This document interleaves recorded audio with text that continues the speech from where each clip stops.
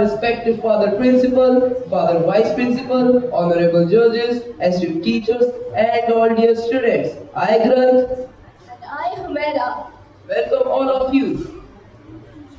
Today, we gather here not just to witness a debate, but to engage our minds in a topic that touches each of our lives. Social media is responsible for the rise in teenage anxiety and depression, a topic truly relevant to the modern world. Yes, social media was a mean of connection, now a potential cause of disconnection from inner peace. Or is it? Well, let us just hear from our debaters today. Now, let's extend a warm welcome to the esteemed panel of judges who will have the challenging task of evaluating today's speakers. Please give a big round of applause for our judges, Sister Selva and Mrs. Bidhi Ragan.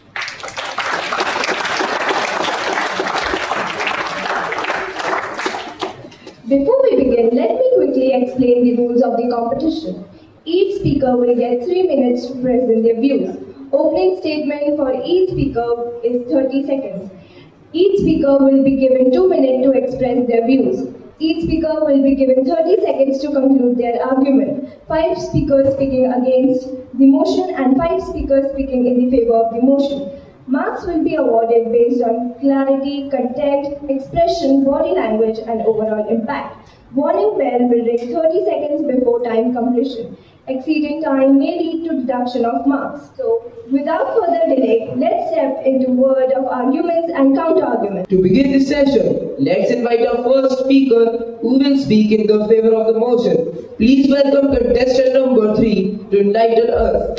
A very pleasant morning to Reverend Father Principal, honorable judges, teachers, worthy opponents, everyone present here. Imagine this, a teenager wakes up one day, checks Instagram, and the first thing they see is a friend's party in which they were not even invited. A model with glowing skin, perfect body, without going through the harsh diets. Now, check this. An Instagram reel with a title, if you're not successful by 17, then you're failing and you're not doing it right. This is not fair. Today, I stand before you to speak for the motion that social media is the main cause of depression and anxiety in a teenager's life. Let's talk about the highlight reel trap. Highlight reel trap. Instagram and social media and everything is just a curated gallery of perfect pictures which is not even true. The fake smiles, the filters and everything, none of it is true. But us teenagers, us vulnerable amateur teenagers, we take our messy lives, the real messy lives and compare it to those fake picture perfect ones, which is not fair. Let's talk about bullying. Traditional bullying stops after the school hours, but cyber bullying brings bullying home. It gives a rent-free space in our houses, which is not good for us teenagers. It is not good for the mental health of us teenagers. Let's talk about the pressure to perform. We all get pressure to perform in everyone's field. We have a pressure to perform, true. But social media, us teenagers, we have a pressure to perform in our academics too, and the social media gives us an extra pressure to perform. Firstly, we have to post often. We have to look pretty. We have to be aesthetic. We have to be funny, deep, everything, which is not possible for us teenagers. Everything is not possible for us teenagers. If we post something wrong, everyone will question us, everyone will judge us. How could we say that? How could we do that? It is not good for us. It is not good for the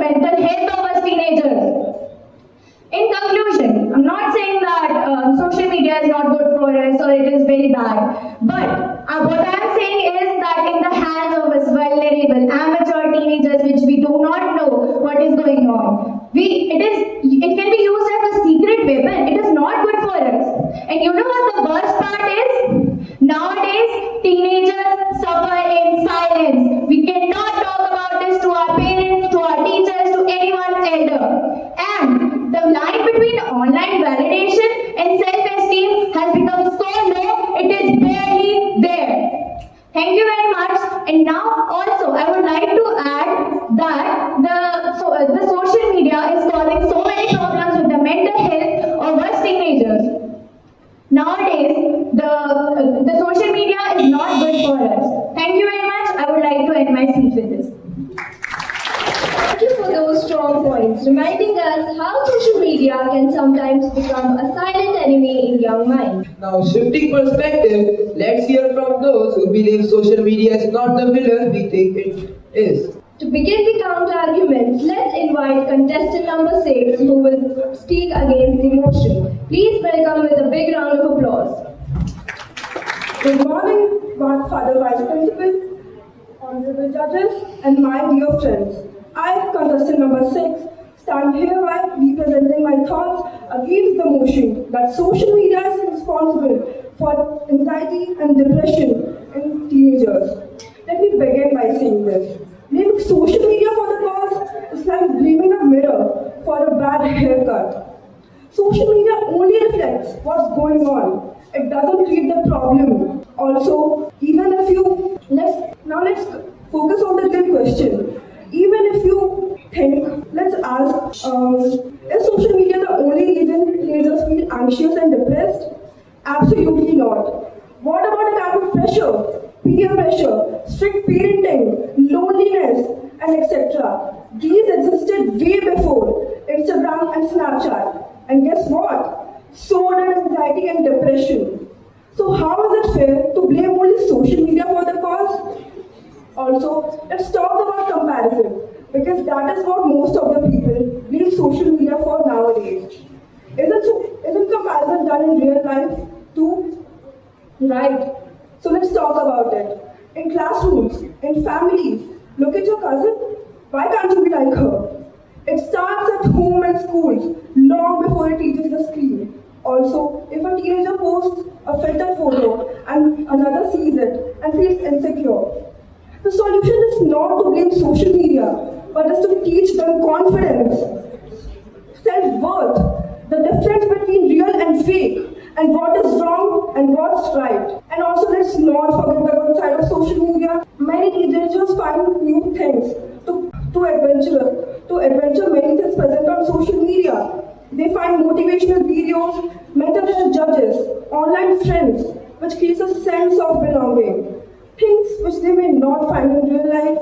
It also helps them learn new things, from school help to expressing themselves to creating their own small businesses. It opens doors. So why bring the door when the problem lies inside the house? Coming to the conclusion, I must say that let's stop blaming the social media and let's fix the pressure, not the platform. Social media is not the monster. The monster lies inside you, and it is not the root of all teenage sadness. So let's fix the pressure, right? Thank you. That was a refreshing reminder of the brighter side of social media. Now, let's invite contestant number 5, who also supports the motion. Let's hear how they view digital world's darker side. Imagine waking up feeling great until you open your phone. You see your friends linked up without you, or someone's posted a perfect selfie with 500 likes, and suddenly your whole mood shifts. You didn't change, but somehow in just a few seconds you feel left out, not good enough, and totally behind. This is what social media is doing to teenagers every single day, and I am here to talk about how social media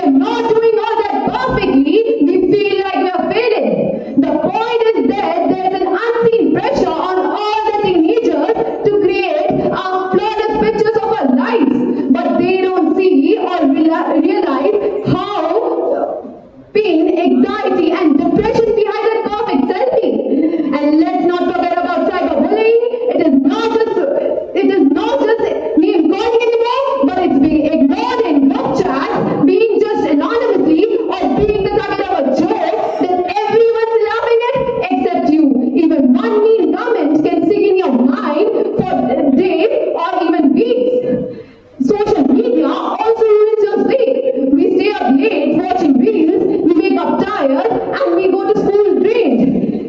And the cycle repeats. So sleep is super important for mental health, and social media is stealing it away from us. All of this builds slowly, and that's why more and more teenagers today are struggling with anxiety, depression, and low self-esteem. So let me be clear, I'm not saying social media is a villain in some superhero movie. It has its good sides too, connecting us, educating us, and even making us laugh until we cry. But the truth is, it's also making too many of us feel sad, lonely, and never quite enough. So maybe it's time to stop scrolling for approval and start scrolling with awareness. Because in the end, mental health matters way more than those photos ever will. Thank you and have a nice day ahead. Thank you. With those thoughtful arguments, you have surely made us reflect on the hidden consequence of virtual connectivity. Next, may I call upon contestant number 7 who will continue the argument against the motion. Over to you. Blaming social media is for anxiety. Blaming social media for anxiety is just like blaming a mirror for your reflection. Good morning. I, Riza, from class 9B, is here to say that social media is not responsible. Social media is not the enemy. Ignorance, overuse, and comparison are the enemies. Mental health is multifactorial. Depression and anxiety can stem from genetics, environment, trauma, stress, and many more. Now, just imagine blaming social media is oversimplification. Just like blaming rain for the flood while ignoring poor drainage.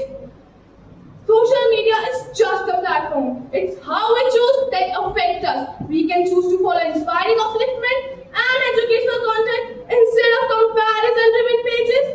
If social media is causing anxiety, then what about exams, peer pressure, and family expectations? Now, I would like to counter my worthy opponent that social media connect people with mental health campaign and motivational platform. It's a safe place to speak, something they can do in real life, and that too without being judged. Now, let me put some fourth fact. According to 2022 Pew Research Center, 81% of teenagers said social media make them feel more connected to their friends, and 68% of teenagers said social media help them find support in that tough time. Let's just not blame social media. Let's find the real culprit. Social media also reflect the mindset of the user. If someone is mentally healthy and self-aware, it becomes a tool of growth. Just as fire can cook food or burn a house, it's not the fire to be blamed of. It's the control that matters. Now, I would like to ask those who blame social media, will removing it solve loneliness, bullying, or low self-esteem? No, it won't. But by teaching resilience, balancing, and mindful use, just might. As Steve Jobs once said, that technology alone is not enough. It must be blended with wisdom, empathy, education, and let's just not throw the phone away. Let's teach how to use it the right way.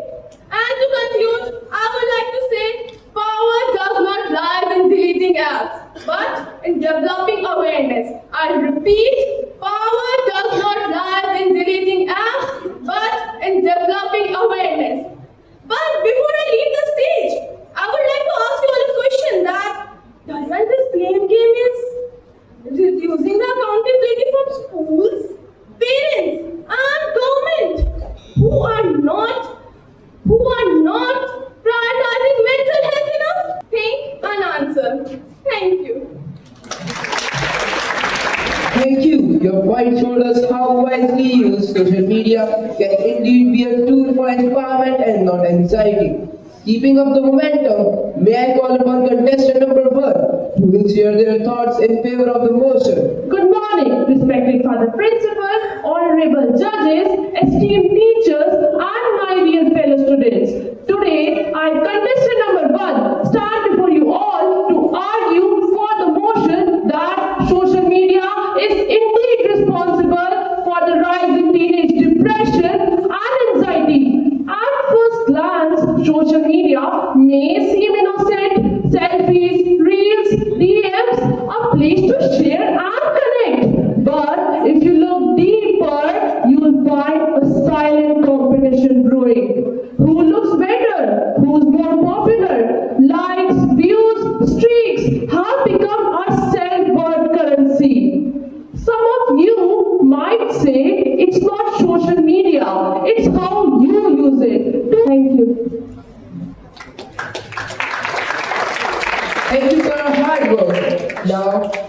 equal energy, let's welcome contestant number 8. Good morning, Reverend Father Vice Principal, teachers, honorable judges, and my fellow Anselmites. Today I, contestant number 8, firmly oppose the motion that social media is the main cause of teenage depression and anxiety.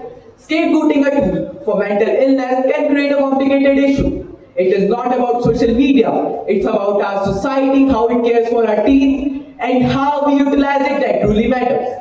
Social media is a reflection, not the source. It reflects what's actually present in the real world, such as pressure, competition, and the quest of connections. If teens are struggling, we need to examine what's lacking offline, such as open communication, emotional support, and the main thing, educate mental health education. Secondly, social media gives voice to voiceless.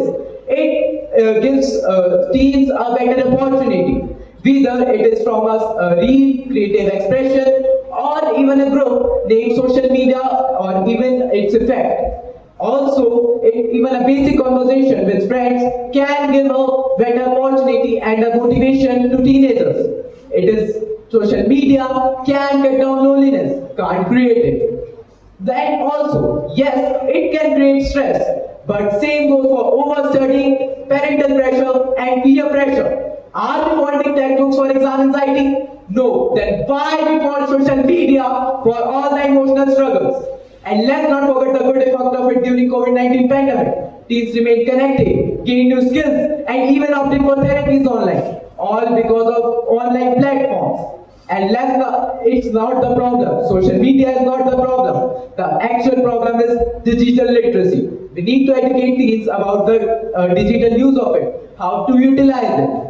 And just like we teach them about eating healthily or driving smartly, we have to teach them about digital literacy. In sum, social media is not a bad guy. It's just a mighty tool with balance, guidance, and foresight.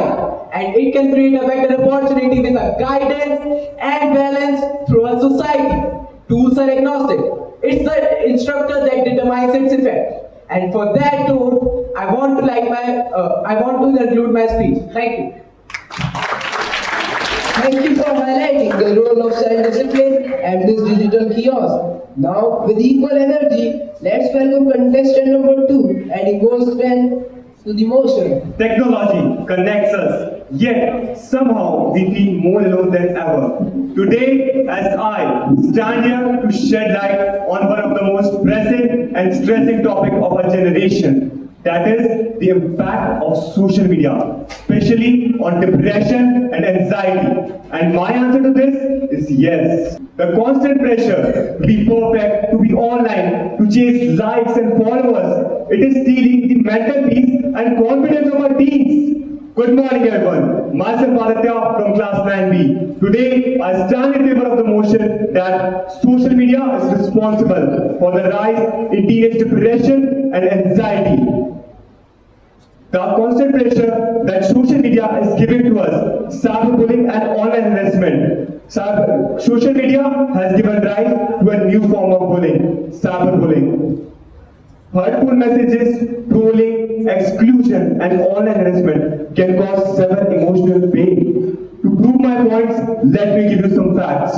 A study by APA says that a teenager who spends more than 3 hours a day on social media is significantly at high risk of mental health issues. FOMO, fear of missing out, acts as a slow poison deeply damaging. Royal Society for Public Health UK says that 59% of teenagers feel addicted to their devices and 36% of them says that social media makes them feel anxious when they can't check their messages.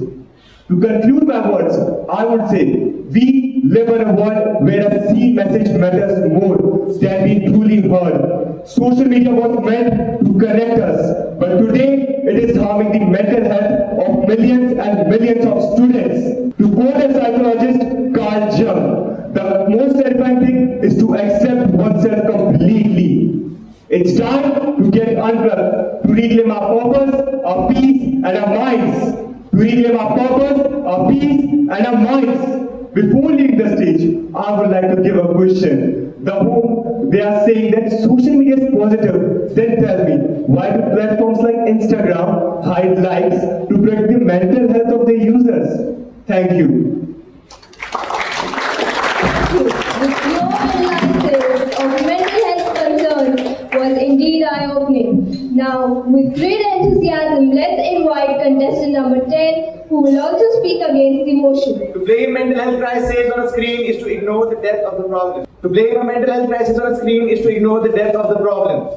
Social media is not a villain, it's just a mirror that reflects our broken society. The real monster hides beneath silence, pressure, and loneliness.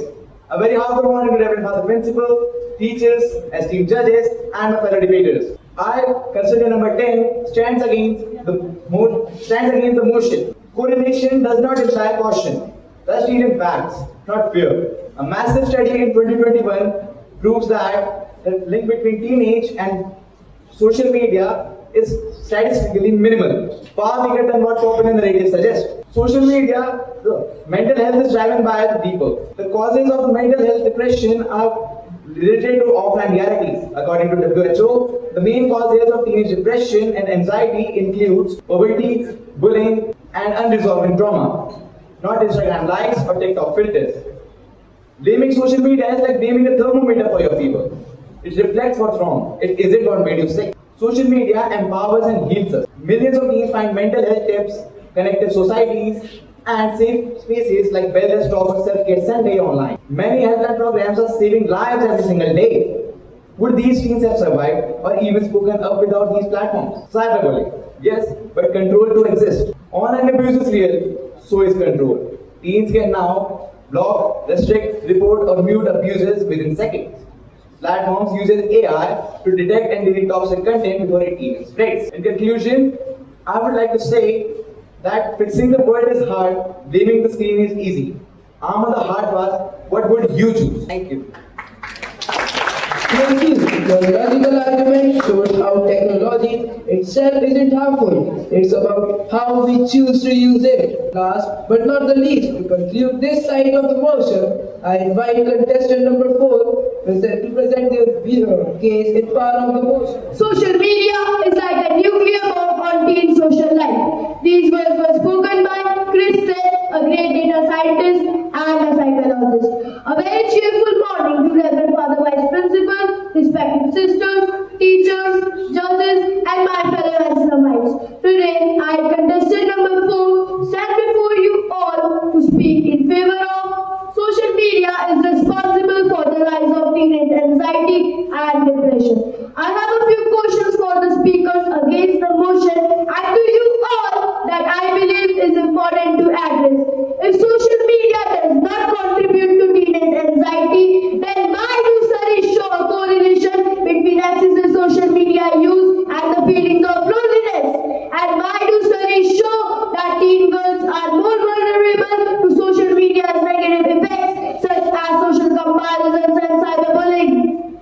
My fellow Islamites, a study of Harvard University reveals that a teen who spends more than 5 hours a day on social media is more likely to feel sad and can even contemplate self-harm. Social media platforms like Instagram, Snapchat, etc. fosters unhealthy comparisons, leading to the feeling of inadequacy and low self-esteem. The WHO has also highlighted the rapid increase in the mental health issues among young people, linking these problems to social media.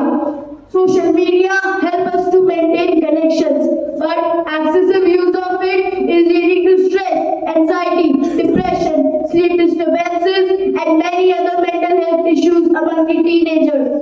In conclusion, I would say that social media may connect us to the world, but for teenagers, it disconnects them from their inner peace, amplifying anxiety and feeding silent battles with depression. Social media was meant to bring us closer, but for teenagers, it's often doing the opposite. The pressure to be perfect, the fear of missing out, and constant comparisons are creating stress, anxiety, depression, and many other mental health issues. Social media is not just a distraction anymore. It's becoming a silent struggle we need to talk about and take seriously.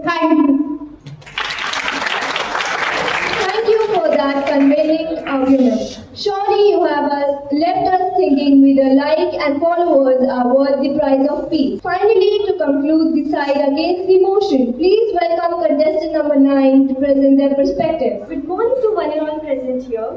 Today I am contestant number 9 and I am debating on the motion social media is responsible for teenage anxiety and depression. I am speaking against the motion. Actually, I absolutely disagree with this motion. Social media is not the cause, maybe a small part of a bigger issue. Let me ask you, if social media did not exist, would teenagers stop feeling anxious or depressed completely? Absolutely not. These problems existed long before social media. They arise from family expectations, cyberbullying, and also hormonal changes, which naturally creates peer pressure even without social media. But even though social media has become a scapegoat. So, let me clarify you this. Isn't social media a place for connective groups, mental health awareness, and also it connects others? Yes. Those reels foster a sense of communication and connection with people. These reels provide us a break from our daily stress and gives us the moment of lightheartedness which can reduce our stress rather than creating it more. But even though people blame the social media, let me question you once again. Can you blame a platform that is social media, or should we focus on how it is used? Yes, blaming social media is like blaming a pen for writing a bad exam. This is not the tool, but this is how we use it. So, shouldn't we teach the teenagers a responsible usage? Yes, guidance is very important. We have to teach the teenagers on using the social media wisely and educate them on using the appropriate use of social media. And let me remind you, not all teenagers are impacted, only few who have family problems, academic pressure, different triggers and predispositions are only impacted. So for the conclusion, while acknowledging the potential for negative impacts, I strongly believe that social media is not the sole culprit behind the rise in teenage anxiety and depression. It is crucial to address the underlying factors contributing to these issues. So let's help the teenagers to navigate this digital world safely and responsibly. So to my all dear teenagers, do you agree? Yes. And remember, depression's opposite is expression. It's not joy. So please create your positive expression because it's your soul's medicine. Thank you. Thank you. Your concluding argument on the power of digital connection were truly thought-provoking. Now, we would like to invite Mrs. Viji Ragil ma'am, our esteemed judge, to kindly come forward and share her reflection on today's thought-provoking debate on social media causes anxiety among teenagers. Good morning, everyone. First of all, thank you Father Thomas, thank you Father Kishore for giving me such a wonderful opportunity and to witness this exemplary debate. Seriously, this is a kind of topic that we are dealing with daily life. If we are anxious, if we are in depression, we are going through this. Every day we are judging our emotions. And to see these debaters, very well, marvelous performance. And I would say you were so persuasive that they could coax a cat to take apart. I mean, they are so fiery that I expected a moment of mic drop. And for some moment I was jar-goggled, which is a fancy word for like confusion, what's going on. But that's actually a compliment because it was a moment where they were so much into depth, so much of detail. And it actually, even the audience will also agree with me, it made us think and occasionally blink. Many of them spoken with raw honesty, I would say. Literally raw honesty. I could say I was witnessing some of the future lawyers here, and sometimes there were moments like I would say it was a real courtroom debate. And if I talk about social media, then trust me, it is actually playing with your psychology. It is actually minding or carving your psychology, your thought process. It is making you believe maybe it's real or no. It is not a world, it is a web actually. What you are seeing, it is making you believe. If it is trending, it is popular. If it is not popular. It is unknown by people. So whenever you are there in social media, it is reality. No, it is fake. Real is you. Are you there? Even if you are also there on social media, are you actually real? Just think about it and have a question with yourself. Does this time worth what you're spending on social media? Does that social media worth that time you're spending? You go for like 5 minutes there to escape, right? Maybe with the studies, maybe you're bored with your friends or the family, you're not happy, or just for the escapism you go there. But you spend a lot of time there.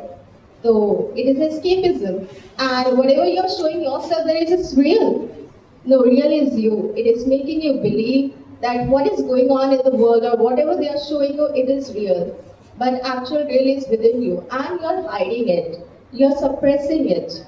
And to sum up this, you all were brilliant. You all are sharp-minded, brilliant debaters. And your presence is, I would say, it is unforgettable. And thank you for the organizers, teachers, and dear audience for your patience and literally your discipline. Literally, you are very disciplined here. I was very well focused because of you people, you are very quiet there. Before ending my words, and not to bore you much, I would say keep speaking, keep thinking, and sometimes just log out, look up, and just see reality is more beautiful than what you are seeing on the social media. Thank you, ma'am, for sharing your perspective on the debate. Now, I would like to call Reverend Father Thomas for his valuable insights. Morning. First of all, congratulations to all the participants because I heard a few speeches, they were mind-blowing. Let's put our hands together and appreciate them for their hard work.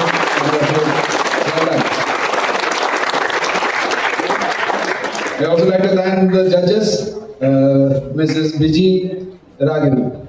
Yes, and the sister and ma'am. Thank you very much for your fair judgment. Now, let's take a moment to thank our judges for their careful listening and evaluation. We request our Father Principal to kindly felicitate our esteemed judges with token of appreciation. May I request Mrs. Biji Ragil ma'am to accept a token of a gesture of our respect.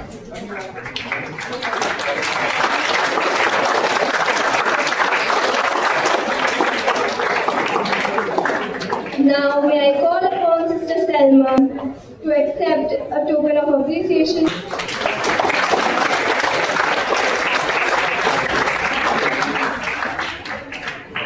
And now, the moment of everyone has been waiting for, the declaration of the result.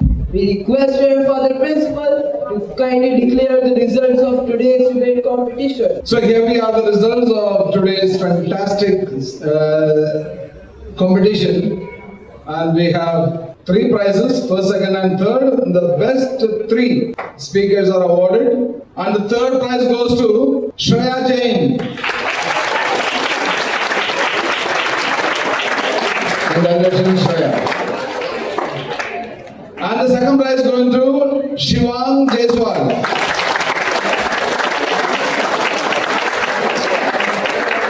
Congratulations, Shivang. And the best speaker of the day, anybody? Any guess? This goes to Riza Khan.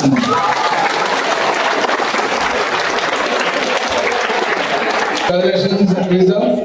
So thank you very much for your fair judgment, dear judges.